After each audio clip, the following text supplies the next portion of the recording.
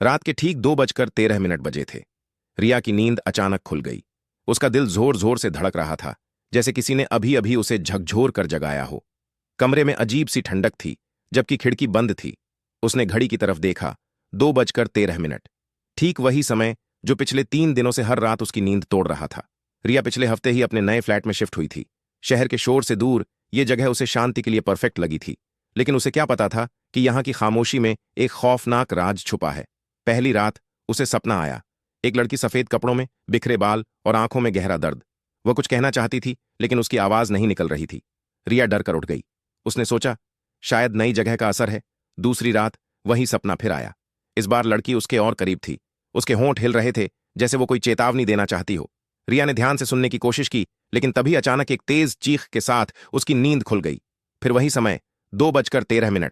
तीसरी रात रिया डर के बावजूद सो गई, लेकिन इस बार सपना और भी डरावना था। वो लड़की अब उसके कमरे में खड़ी थी।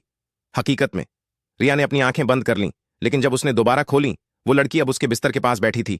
मुझे बचाओ! लड़की की टूटी हुई आवाज गूंजी। रिया का शरीर जैसे जम गया था।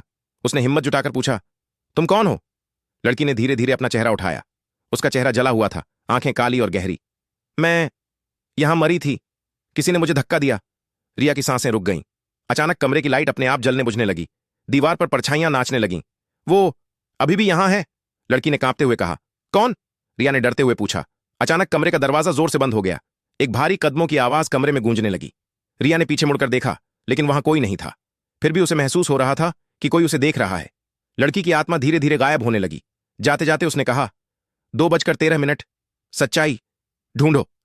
अगली सुबह रिया ने बिल्डिंग के वॉचमैन से पूछा। पहले तो उसने कुछ नहीं कहा, लेकिन फिर डरते हुए बोला, कुछ साल पहले इसी फ्लैट में एक लड़की की मौत हुई थी। सबने कहा आत्महत्या थी, लेकिन लेकिन क्या? रिया ने घबरा कर पूछा। वो हर रात 2:13 चीखती थी, मरने से पहले।